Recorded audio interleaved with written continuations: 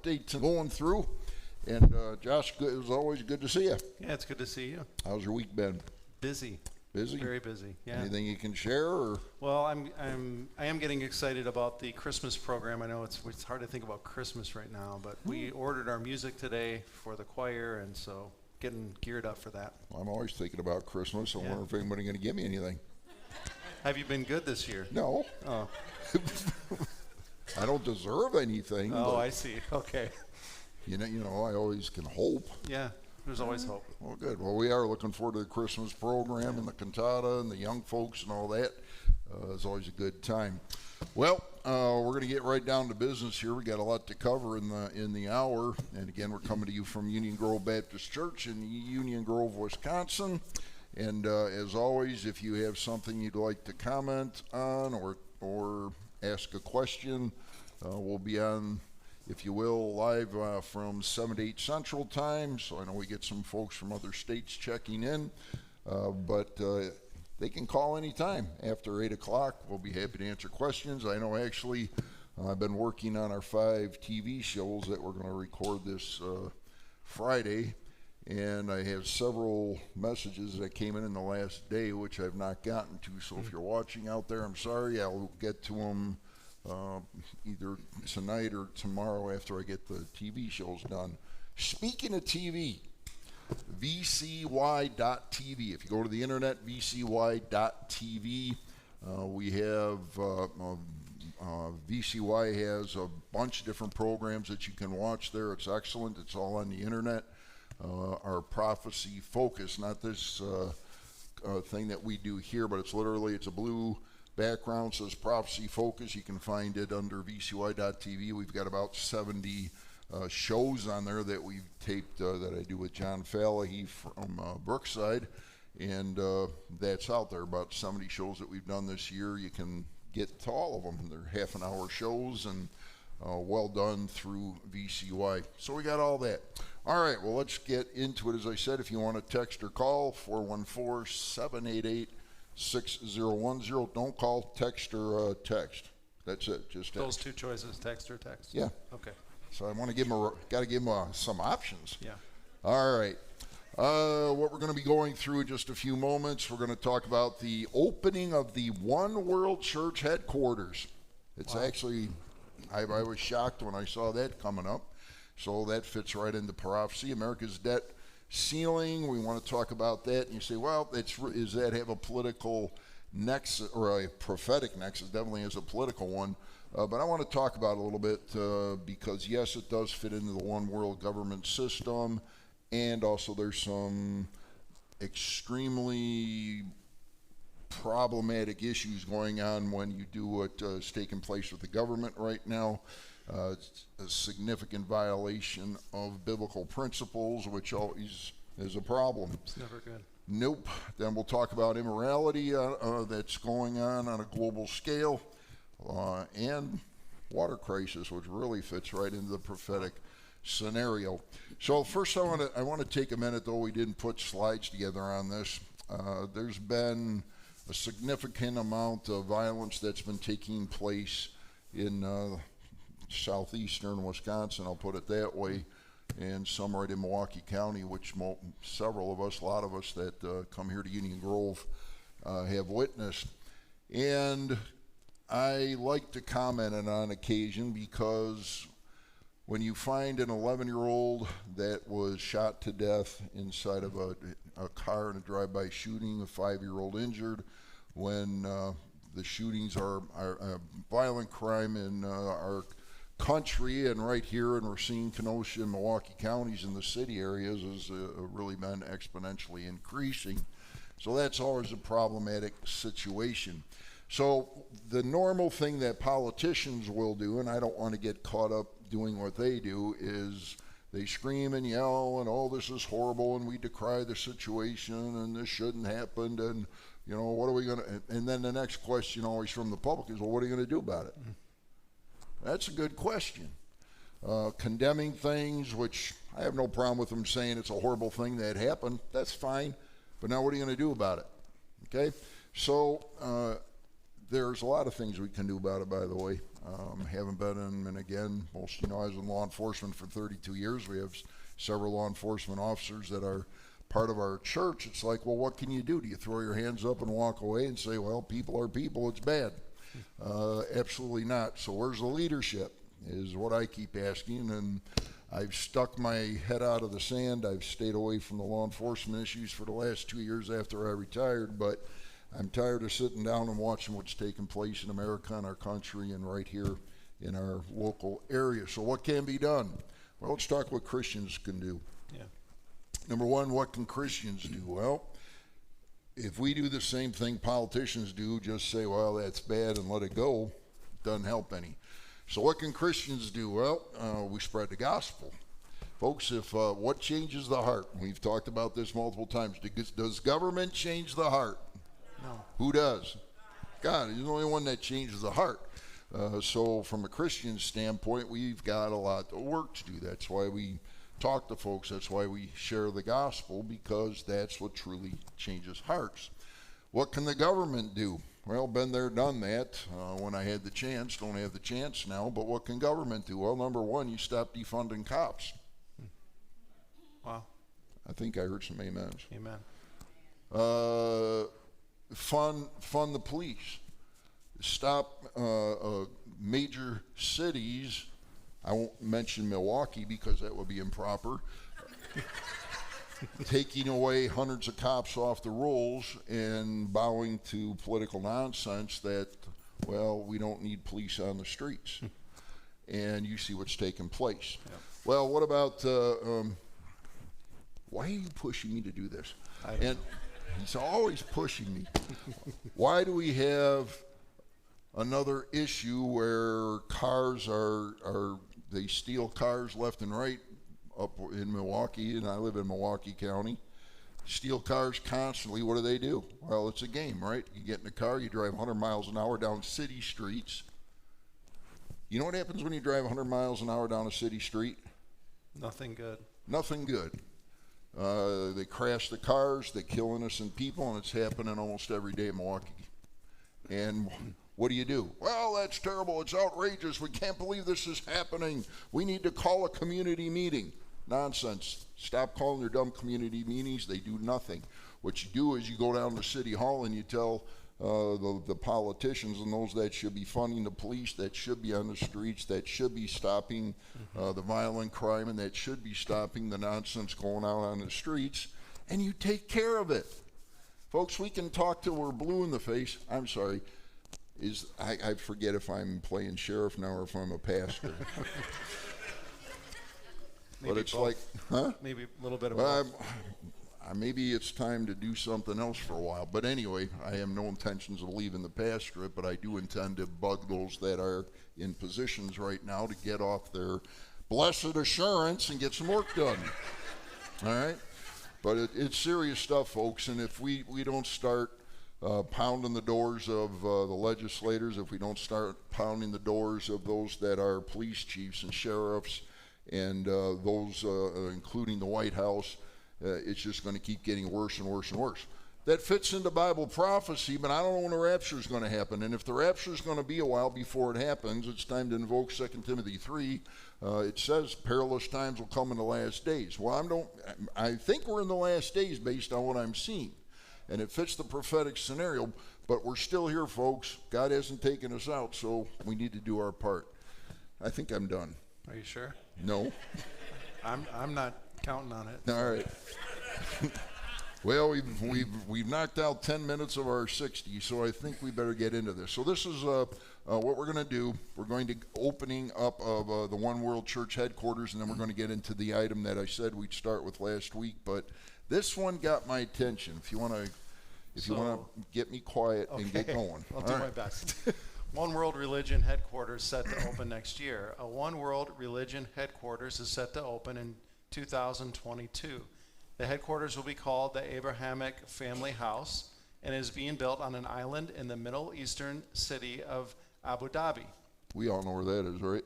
Somewhere in the Middle East. All right, so if you can, I'm giving you the big map, and then I'll let Josh continue here. So if you look on there, if you look more towards the left side of the screen, We're going to shrink it down, but you can, if you know your geography at all, you can kind of make it out. But here's where it really is. So help you out here. So there's where Israel is up in the left-hand corner.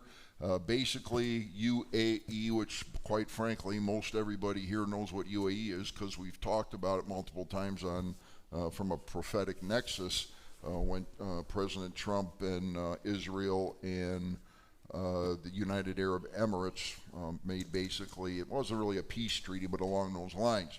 All right, so what we're talking about, where this one world religious center is going to be, it's actually in the area of Dubai, and again, it's Abu Dhabi, which is part of Dubai. All right, so it's not the one world church that we all know is coming. This definitely is not going to be the biblical headquarters because it doesn't fit the geography of prophecy, but it's very interesting that somebody is making this move for the one world church place. All right. Oh, let's show some buildings. Yeah. Very pretty buildings, and we'll find out what those are as Josh goes through it, but I mean, this stuff is real, it's being built, and it's going to happen. All right, go ahead. The headquarters is being done in collaboration with Pope Francis and Sunni Muslim leader Sheikh Ahmed al-Tayeb after they both signed a global peace covenant called the Document of Human Fraternity for World Peace. Wow. Got to breathe first. Yeah. All right. Take a breath. Okay. All right. Folks, you can see where it's going, though, right? I mean, this absolutely is running right down the prophetic road. You talk about ecumenicalism on steroids, here it is. Yeah. Now, let me define two words because some of you may or may not be familiar with them. When we talk about evangelical, you got a definition for that? I'll put you on the spot. Okay, so generally it's those that are prone to evangelism, the gospel, Or Christian or Orthodox Christianity, more or less.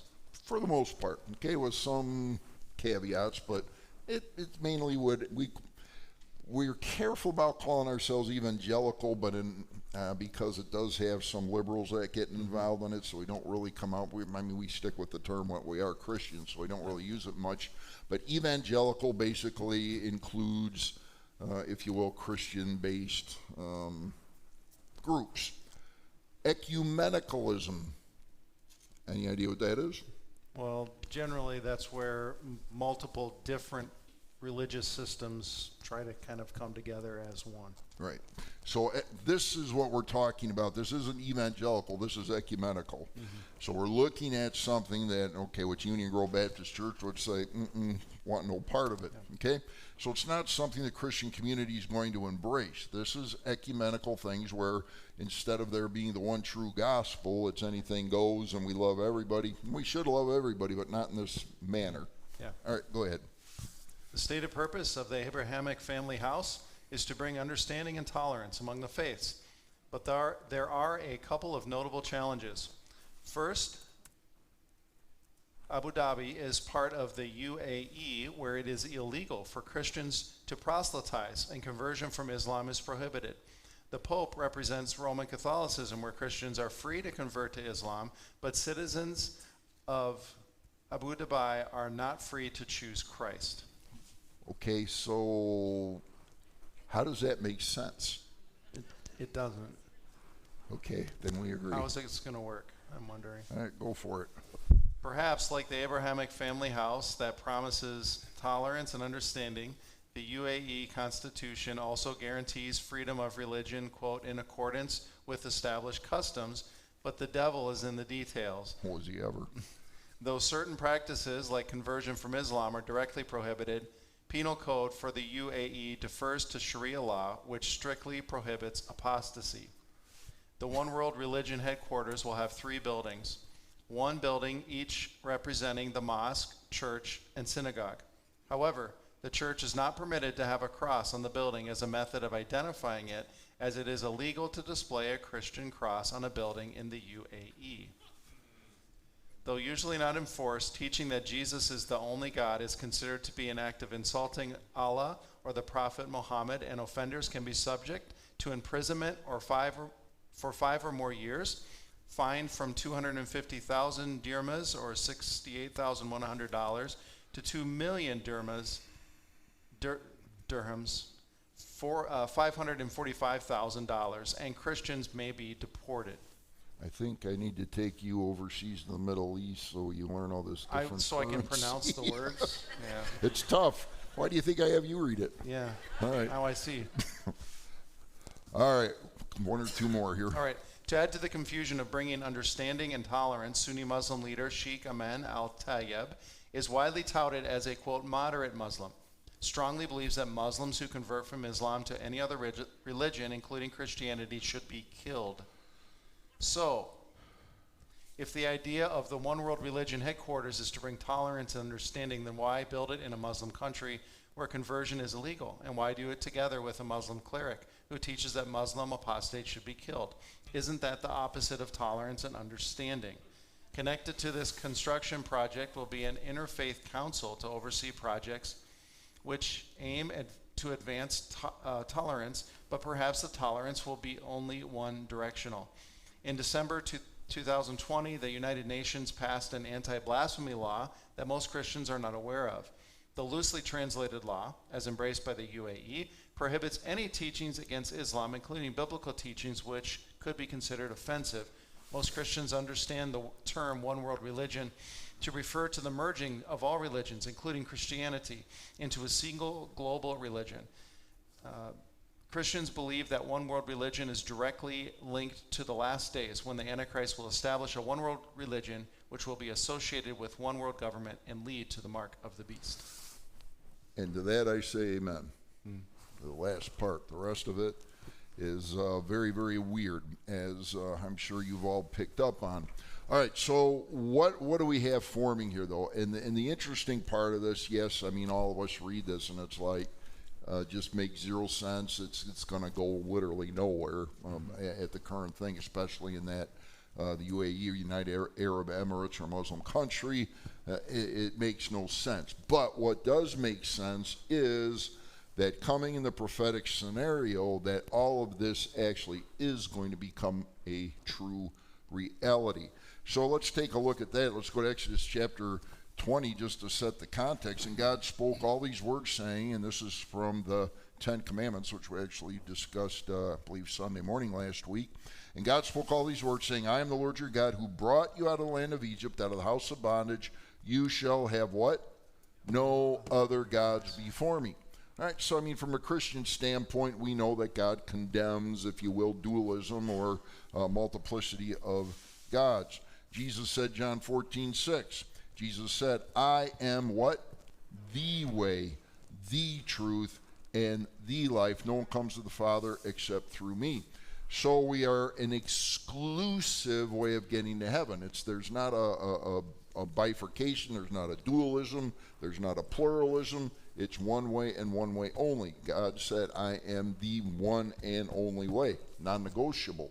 So when we look at the one world church concept, obviously it's interesting because we're going to go to Revelation in just a moment to see the long-term concept of what a one world church really is going to be. But again, it's interesting, and in Israel, you have the same exact scenario. You have three main groups of religions.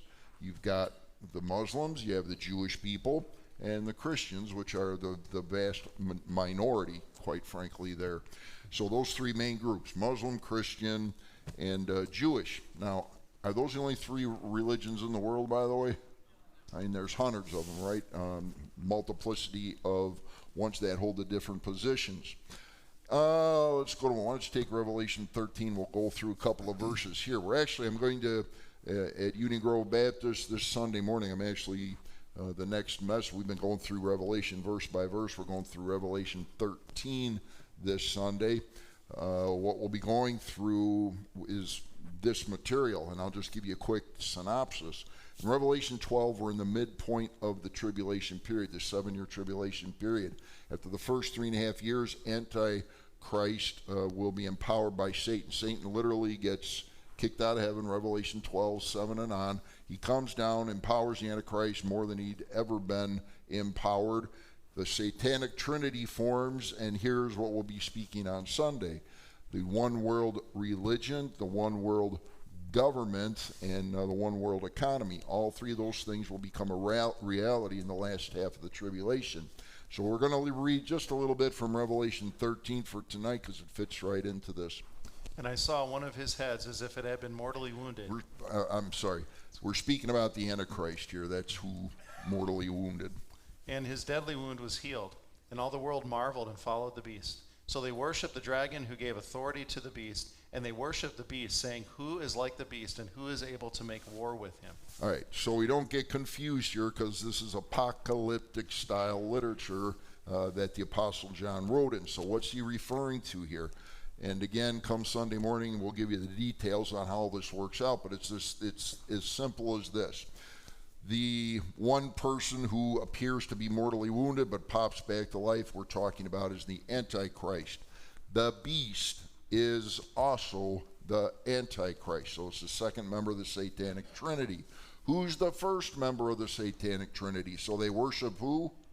The dragon, and you'll find in other passages, the dragon, Satan, devil, the serpent of old always refers to, I mean, you got four choices, they're all synonymous terms, the devil, Satan himself. So they worship Satan, if you will, who gave authority to the beast, again, the Antichrist, and they worship the Antichrist, saying, who is like him, who is able to make war with him. So this right in the middle of the tribulation, Satan comes in, empowers the Antichrist in a phenomenal way. We get a little bit further down in Revelation 13, the third member of the Satanic Trinity rises up. And what is the name of that third member of the Satanic Trinity? The false prophet. All right, so you have Satan, Antichrist, false prophet, three members of the ungodly Satanic Trinity, always trying to mimic God and not with the same results. All right, let's go to verse 5. And he was given a mouth, speaking great things and blasphemies, and he was given authority to continue for 42 months. Then he opened his mouth in blasphemy against God, to blaspheme his name, his tabernacle, and those who dwell in heaven. All right, so bottom line is Antichrist is going to have a tremendous amount of authority, if you will. The whole world's going to come. They're going to worship him. He speaks blasphemy. Okay, he hates God.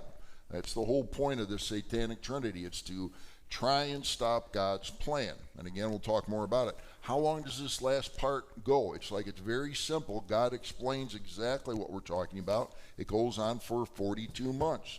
42 months is how many years? 3.5. Okay, it's very simplistic. Then Antichrist, opened his mouth in blasphemy against God, to blaspheme his name. Bottom line is the Antichrist is exactly what it says. Anti-Christ. Now, when we get into this scenario, when it literally is taking place, are they going to call this guy the Antichrist? No. God calls him the Antichrist. He'll probably be an old one world ruler, the dictator, the president, whatever they're going to name this guy. But from God's standpoint, he names him as what his opinion is of him. He is an Antichrist. Okay? A couple more verses. It was granted to him to make war with the saints and to overcome them. And authority was given him over every tribe, tongue, and nation.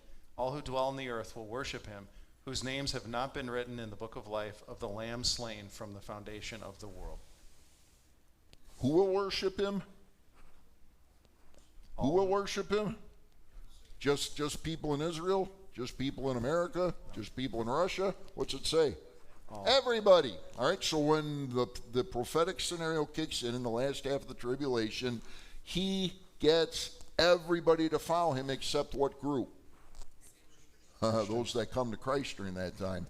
Okay, those. By the way, we can stop and have a quick application time here. Whose names are written in the book of life? Believers, right? Those that have put their faith and trust in Jesus Christ, those are the names that are in the book of life. Now, if you go to another passage, it states that don't allow my name to be blotted out of the book of life. All right, so what are we talking about? This an Old Testament passage.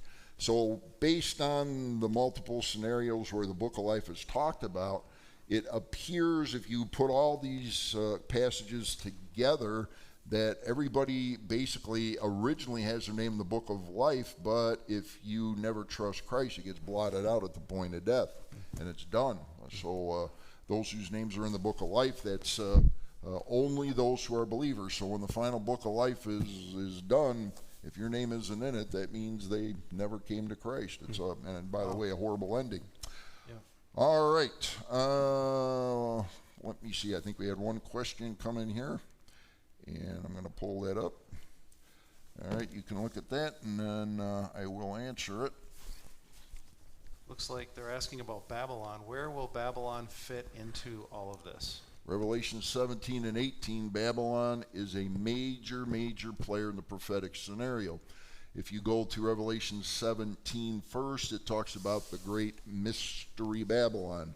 So there's, again, it's a little bit of a tough passage because some of our even good, solid, fundamental scholars have a little bit of a differing opinion on who the great mystery Babylon is.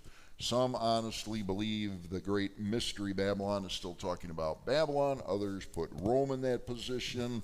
And then there's some other variances to it. But the dominant opinions are, well, it's either Rome, and you can use your imagination as to why Rome has been chosen as the great mystery horror, if you will, of a religious horror. So it's a worldwide religion will form during the first 3.5 years of the tribulation. You say, well, how do you know it's only during the first 3.5? Because that's what Revelation 17 states. It also states that 10 nations will rise up and give their authority to the Antichrist. And they will then destroy that one world religion, whatever it is, okay? Then what's going to happen is it's kind of a second one world religion, which is really going to be the one that's going to take effect, which we just read about. That's when the Antichrist rises up and everybody will worship him. That literally is the one world religion. Revelation 18 then discusses Babylon, and it's not great mystery Babylon. It literally is Babylon, where the Antichrist will have a headquarters, and eventually Babylon will be completely and utterly destroyed. But it hasn't happened yet. It's going to be rebuilt in a big way. If you read Revelation 18, Babylon becomes the economic center of the world during the last part of the tribulation. So it's going to have a huge, massive effect. By the way, anything dealing with the Middle East these days, right? It's all there, and those things will come to pass. So Babylon will be a major player, specifically in the last half of the tribulation when all those things rise up. All right, let's see if we got one more here. All right. Is Dubai the new Babylon? Well, there you go. You know, I would kind of think no, because I just don't think Dubai is ever going to have enough clout. It's too small. It's part of the United Arab Emirates, which is that big on the map. So I think God is going to use either Babylon itself, potentially Rome. I'm still undetermined. I was going to ask you what your position was on it. Yeah, I'm. It's just tough. I mean, the older scholars all believe it's going to be Rome, unequivocally Rome. Some of the newer guys coming out and they've got good arguments. It's like, no, mystery Babylon means Babylon. Well, we'll talk about it. Yeah. I'm open to discussion on that, but not tonight. All right, let's read that real quick, and I'm going to start popping into this. Again, prophecy focused. If you want to text a question, which some people are right now, 414-788-6010 Central Time. We're on for another half an hour. All right, I want to talk a bit about the government debt. This one got my attention last week, and it really is more of a political issue than a religious issue, if you will, or a prophetic issue. But it really, because it just gets my attention when finances are being run in an anti-biblical way, it's going to cause a ripple effect in our country, and we're going to see it worldwide. Revelation chapter 6 talks about that basically the worldwide system, when we go into famine, when all the major things that are going to take place that are going to be crushing the world, part of that is going to be the economy. And we're starting to see things going in the wrong direction. We've seen it for multiple years, different countries that literally have been on the brink of bankruptcy, and I think it's good. So why are we doing this here? Two reasons. One is we want to see what's taking place and why in our country, and this is about America now. And then I want us to see as Christians, if you follow the same pattern that the government is following, you're going to be in a whole heap of trouble as you get older. So, question or? Yeah, so asking about the one world religion, is it, instead of it being a merging of all the religions, is it maybe instead the elimination of all except for one, possibly by violence, by like the sword or by military? Oh yeah, absolutely. So the religion in the first part of the tribulation, which is Revelation 17, I honestly think that's probably going to be more of a worldwide literal religion, i.e. why a lot of people like to put it in Rome. That is a very strong possibility. The second half, though, absolutely positively, the one world religion is you will worship the Antichrist, or what happens to you? You die. Yeah. Okay? So, and it says you'll be killed if you don't worship the Antichrist. All right, I think we got one more. Oh, got lots tonight. That's good. All right. If let's see. Could it be the Muslim country being the new Babylon? And we kind of touched on that. So, again, what is the great mystery Babylon, Revelation 17? We kind of hit on that. Pastor, is the Book of Life and the Lamb's Book of Life the same book? Yes. That was simple. Not to go quite fast, we're going to run out of time. Non-Catholic Christians disagree on whether or not the Catholic Church is a legitimate Christian church, but God looks at the heart. Do you believe there can be devoted Catholics that truly love Jesus and are saved despite the church? The answer is absolutely. I know individuals that still choose to go to the Catholic Church that have truly made professions of faith in Jesus Christ. I simply ask this question when I run into somebody that decides to do that. First thing that usually comes out of somebody who's truly become a Christian, truly trusted Christ is, well, I want to go back and try and change the church. Folks, good luck. Probably, you might influence one or two people here or there, but the chance of changing from a works religion to the Bible, which is saved by grace, you got a lot of issues to deal with there. So God bless them. That's some of their convictions. They choose to do it. I would not choose to do it. I don't recommend doing that. What I do recommend is getting into a good Bible-believing church where you hear the Word of God preached, where folks care about souls, and propagate the gospel that way. So, again, should we love all people? Yes. Yes, absolutely. Do I love a person regardless of what church they go to? I don't care what church they go to. I kind of care, but it's like if they're not in a good Bible-believing church, they're not going to, how do you grow in Christ if you're not being taught properly? You can't. It's a problem. So I understand why some people do it. I very much recommend against it.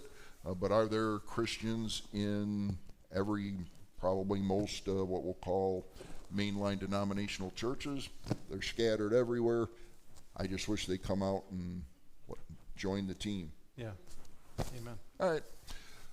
Go for it. All right. We're talking about the government debit, what the debt ceiling is and why you should care about it. A government default could directly affect your wallet.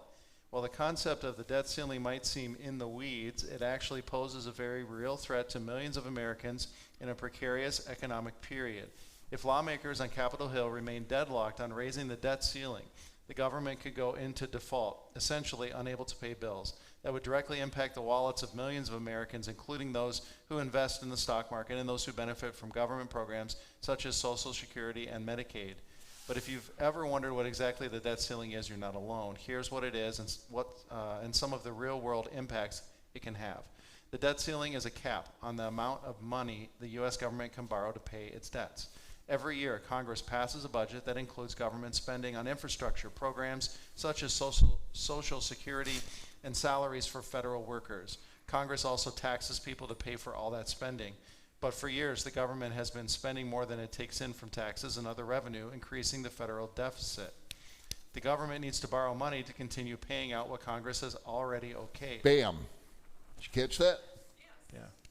Congress has to approve raising the debt ceiling so they can pay for what they've already spent. All right? Folks, that's what's killing America. That's what's killing many of our families, is that, okay, let me show you something. Credit card. My wife's birthday, no. Credit card. So there's 3 credit cards in my wallet right now. You say, Pastor, that's horrible. You use credit cards? Paid off. That's how you use credit cards. You pay them on a monthly basis so you don't collect debt. You say, Pastor, it's impossible. We can't do it. Well, that's why we have another class on Wednesday night called How to Get Out of Debt. Yeah.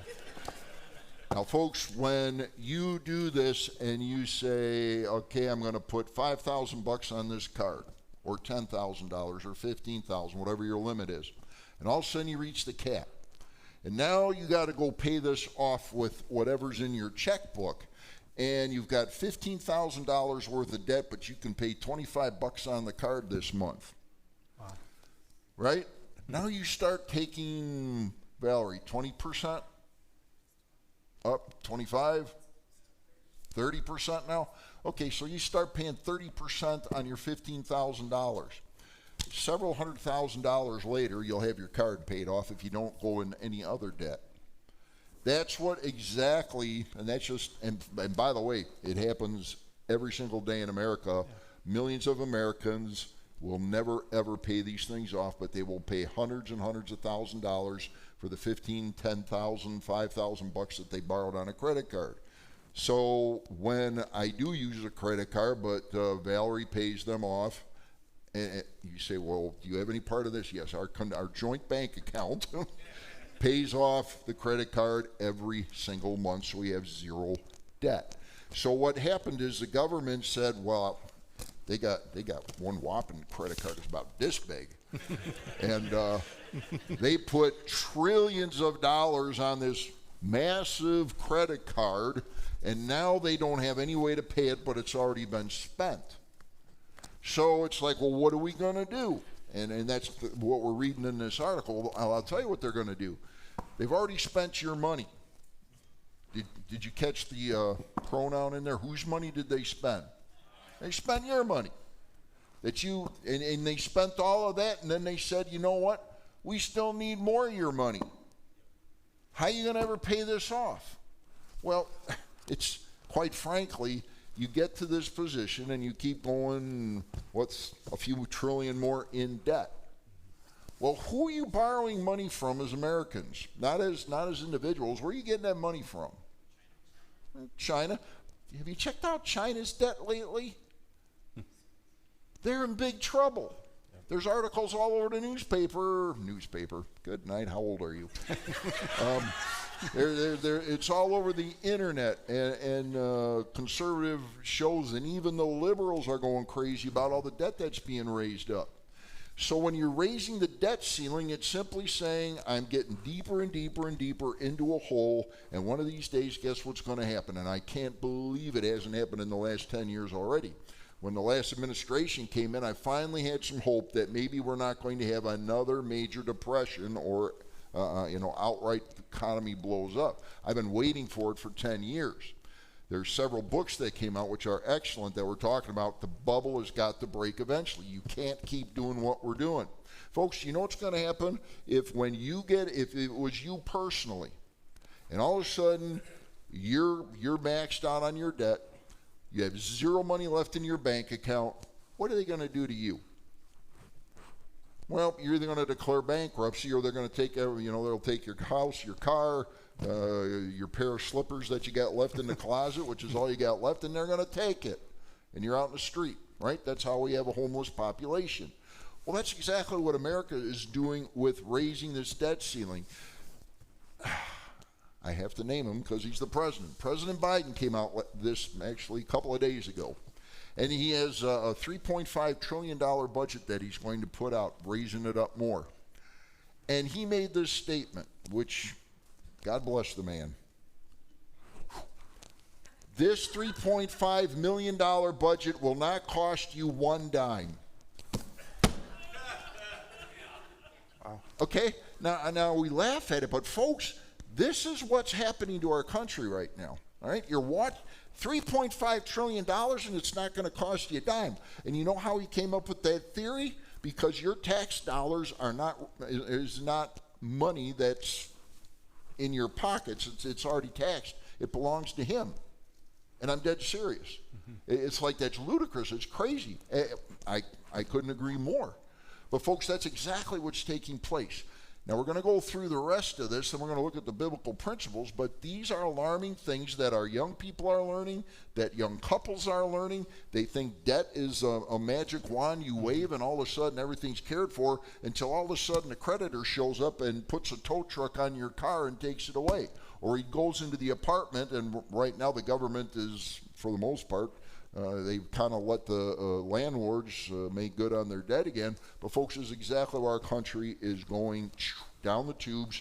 The economy's going to be shot, and eventually, if the Lord tarries, we're all going to go through a massive major depression where money is basically all the money we've saved up, everything that you got in the bank, all the credit cards that have been paid off, our money could end up being worthless. Folks, that should get your attention. By the way, in 2 years, guess what happens? What happens? Election. Please don't tell me you're not going to vote. Go ahead. The debt ceiling puts a limit on how much money the U.S. government can borrow to pay its bills. And this is a good question. Why should I care about this? Here we go. If the government cannot borrow money to continue paying for programs, there will be real-world effects for millions of Americans. Here are some of those potential effects. According to Yellen, the White House and the Committee for a Responsible Federal Budget, a nonpartisan organization, 15 million seniors could stop receiving Social Security payments or see delays. Oh, wait a sec. Do we have any seniors here? Oh, yeah. Okay, thanks. Keep going. 30 million families could stop receiving President Joe Biden's expanded child tax credit payments or see delays.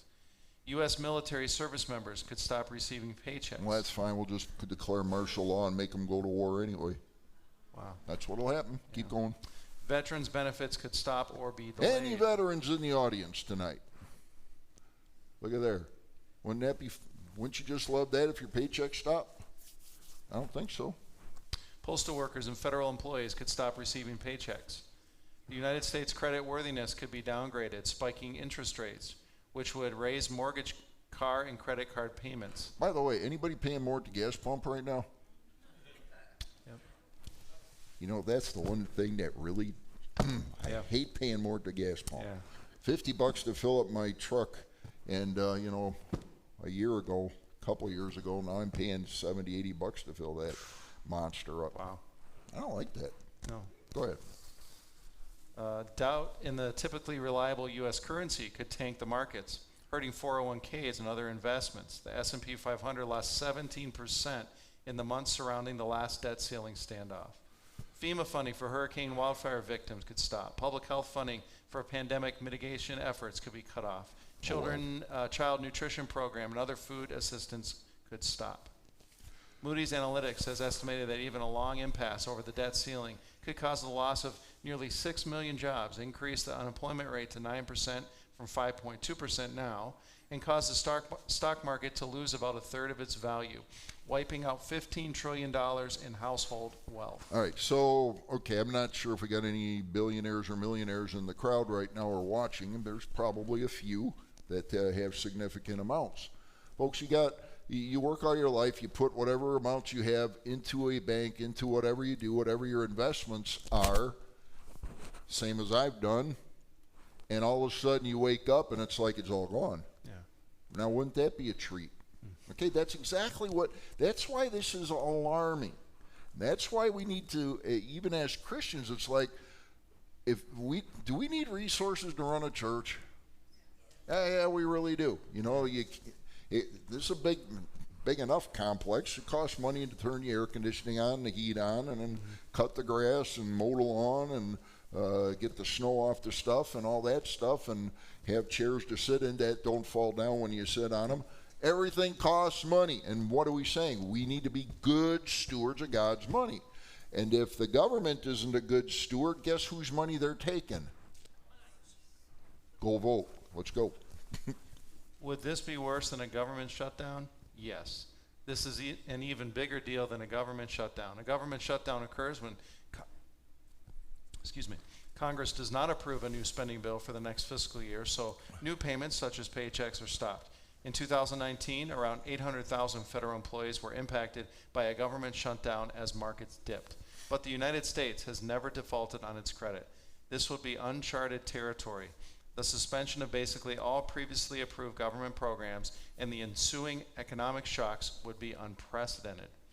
Many more parties are not paid in a default, the Committee for a Responsible Federal Budget said. Without enough money to pay its bills, any of the payments are at risk, including all government spending, mandatory payments, interest on our debt, and payments to U.S. bondholders. While a government shutdown would be disruptive, a government default could be disastrous. Since the debt ceiling system was instituted in 1917, Congress has never not raised the debt ceiling. Congress has voted 80 times to raise or suspend the debt limit since 1960. Did I go too far? No, I messed up. All right, let's just do a couple more slides and we'll get into the biblical issue. Why are we hitting the debt ceiling? Technically, we already hit the debt ceiling on August 1st, but at that time, the Treasury Department started taking so-called, quote, extraordinary measures to continue to pay the government's bills. Basically, there is some accounting and investing sleight of hand going on. But one day, the department will run out of tricks and out of cash. Yellen pegged that date as October 18th in a letter to lawmakers Tuesday. Right now, the federal debt is at $28.43 trillion, according to the Peter G. Peterson's Foundation's tracker. The current debt ceiling is actually $28.4 trillion, underscoring the pressure Yellen is under to continue paying the bills through extraordinary measures. Does raising the debt ceiling allow the government to spend more? Nope. Here's how Yellen put it during a Tuesday hearing on Capitol Hill. Quote, "It has nothing to do with future programs of payments. It's entirely about paying bills that have already been incurred by this Congress in previous Congresses, and it's about making good on past commitments. As you said, paying your credit card bill." All right. So people that actually think, you look at this and it's like, this is absolutely craziness. Yeah. And you're right.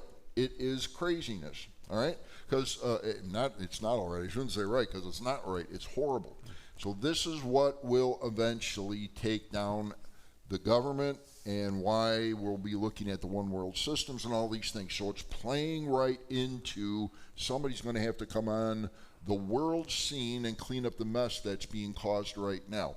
So the good news is I look at this from a prophetic scenario and it's like, it's not shocking that the shocking things are taking place. I mean, it just makes no sense.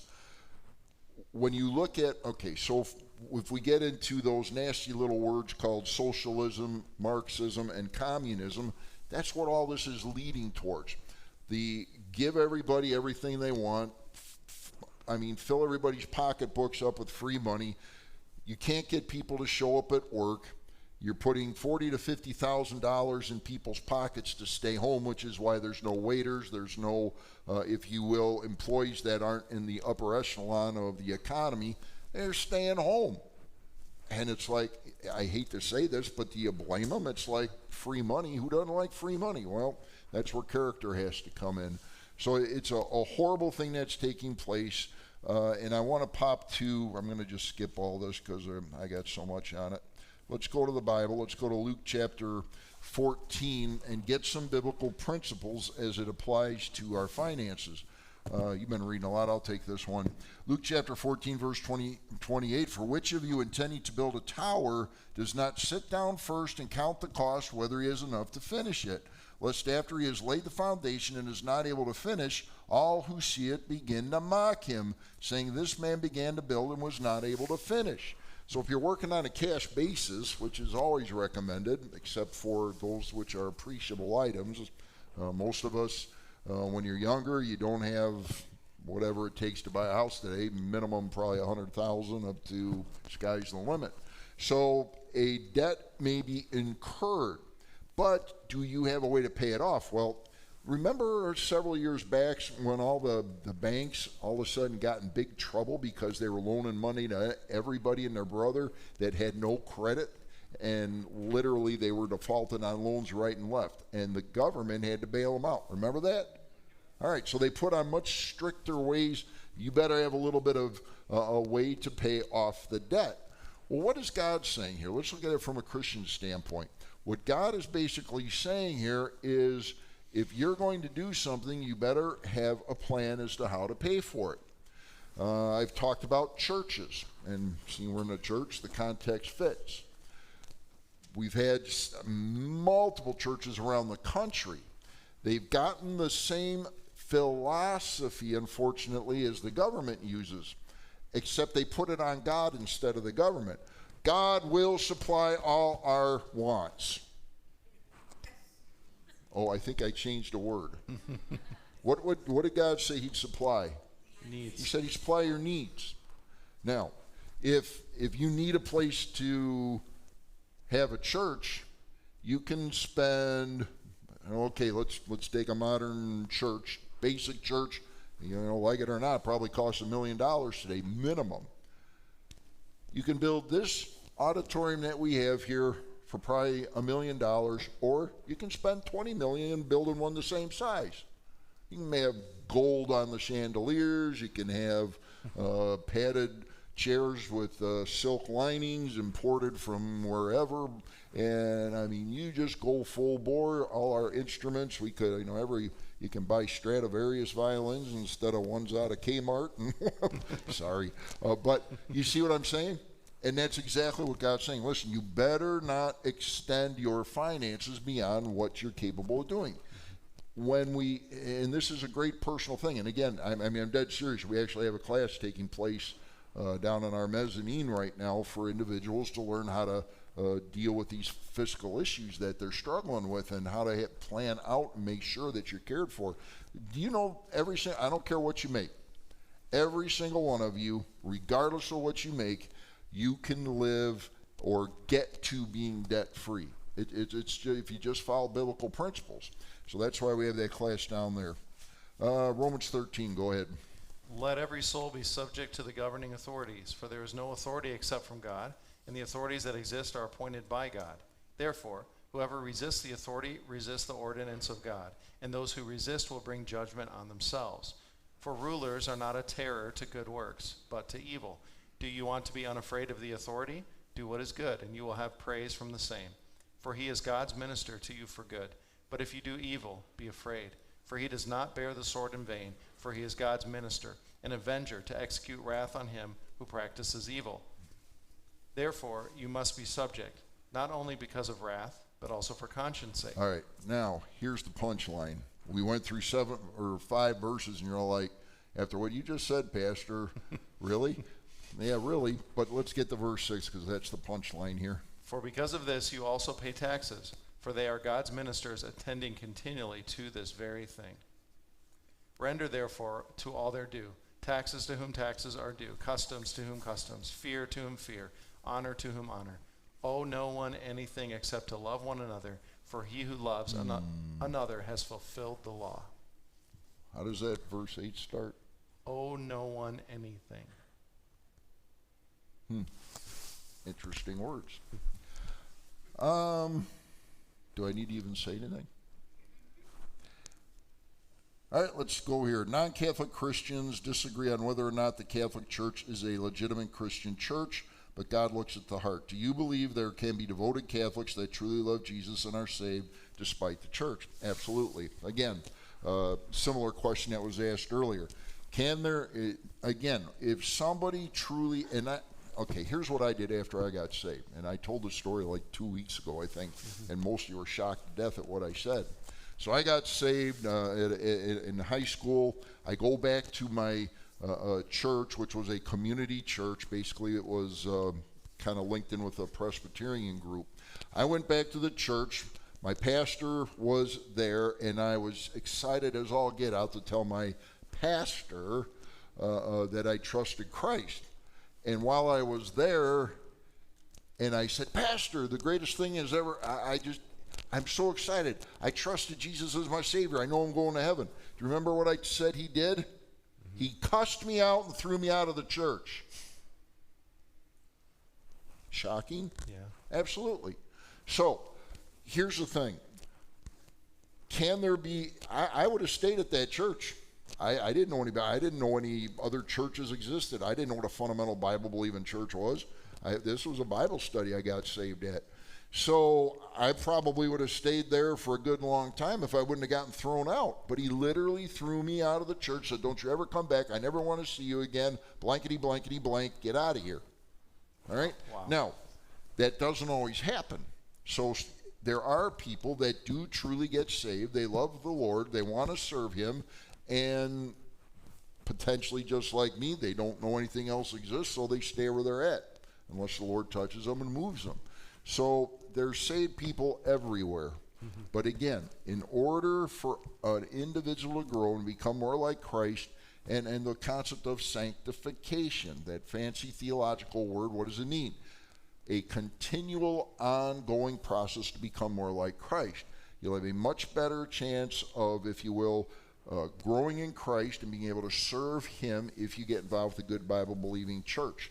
But again, are there people scattered throughout every nook and cranny that know Christ? I would not doubt that at all.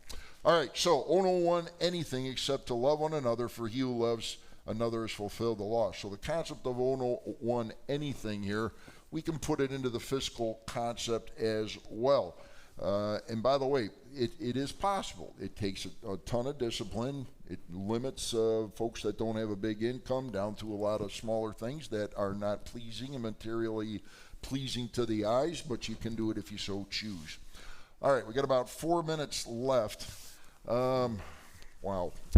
Based on the questions, I probably should skip this one right now. But we're going to touch on it because even though, and it is going to name the Catholic Church here, this is happening in multiplicity of, if you will, mainline denominational churches and, I hate to say, some Christian churches. Mm-hmm. Take it away. Thousands of pedophile priests abused over 200,000 children in French Catholic Church. A Catholic leader in France has described the shame of revelations that those working for the church had abused hundreds of thousands of children over more than 7 decades. The findings of the Independent Commission on Sexual Abuse in the Church detailed widespread abuse that stretched back to 1950. In presenting the Commission's findings, which followed an investigation lasting 2.5 years, CIASE President Jean-Marc Sauve said on Tuesday that 216,000 people have been abused by priests, and when taking into account the abuse by lay people working for church missions, that number could amount to an estimated 330,000 people. The 2,500-page document said that around 3,000 child abusers, 2/3 of whom were priests, were responsible, and around 80% of the victims were male. According to the Associated Press, Sauve said the Catholic Church can and should do whatever is necessary to restore what has been damaged and to rebuild what has been broken. All right, so what's the issue? And with the 3 minutes we have left, I wanted to hit this topic because this is a global problem, and it's not just that's the article came out, it names that particular denomination, but here's the issue. This is you want to talk about a pandemic? This is a pandemic. Yeah. When you talk about the immorality that exists among many church leaders, including, and I am not by any means giving an excuse and saying this is strictly with unsaved churches. I can name pastor after pastor after pastor in fundamental churches that have abused females in their congregation, that had multiple relationships, intimate, adulterous, fornicating type relationships. This is a national issue. It is a national disgrace, a worldwide disgrace that's taking place. The one major reason why I did this is we have several individuals in our church that have gone through extremely horrible situations, and excuse the term, but I'm talking rape, I'm talking horrible abuse, emotional, physical, and so forth. And we are looking at this as the countries in which domestic terrorism, or not terrorism, domestic issues that are taking place in the families, and it's a huge issue. So why we're doing this is this going to be something that is going to be taking place and getting worse and worse and worse as we see the end times coming? Galatians 5, now the works of the flesh are evident, which are adultery, fornication. Fornication is any sexual act, anything that's outside of marriage. So it can be male, female outside of marriage, male, male, female, female, bestiality, all the other ridiculous things that take place, uncleanness, lewdness, idolatry, sorcery, hatred, contentions, jealousies, outbursts of wrath, selfish ambitions, dissensions, heresies, envy, murders, drunkenness, revelries, and the like, of which I tell you beforehand, just as I told you in time past. Folks, this is a New Testament passage, and guess what the next sentence, or part of the sentence is? Those who do what? Practice such things will not what? Inherit the kingdom of God. What is God saying here? If someone is part of the quote-unquote church, saved or unsaved church, and they're practicing these things, God says he has no part with them. You know what he's saying? It means there's tares among the wheat. Now, what he's saying here in the Greek is this. It's to continually be involved in these issues. If somebody is absolutely addicted to any of those things, God says he's not one of mine. He's a fake, or she's a fake. Does that get our attention? It should. All right, 2 more and we're done. 2 Timothy 3, go ahead. But know this, that in the last days perilous times will come.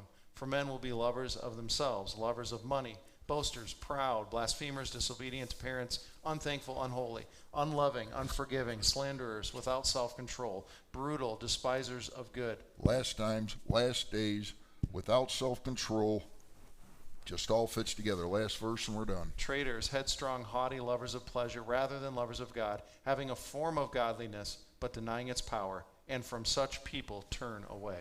All right, finally, 2 Timothy 4, for the time will come when they will not endure sound doctrine. What do we do every Sunday, every Wednesday? Preach sound doctrine. Go through the scriptures exegetically. I'm not against topical preaching, but if that's all you do is give 3 points on how to love your wife, you got a problem. You need 3 points on how to get through the entire Bible instead of that. Now, by the way, 3 points on how to love your wife, good thing. Yeah. But when you have, when you don't go through the entire scriptures, when you tailor it to a contemporary crowd instead of preaching the whole Bible, you're going to lose things like we talked about tonight. So it's just absolutely imperative.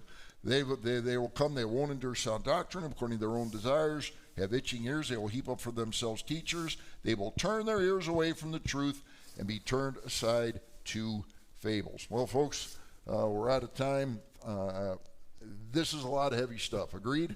Yeah. I mean, it does. It gets to you. It's like, man, we came here tonight. I need to hear a good word. Well, here's a good word. God loves you.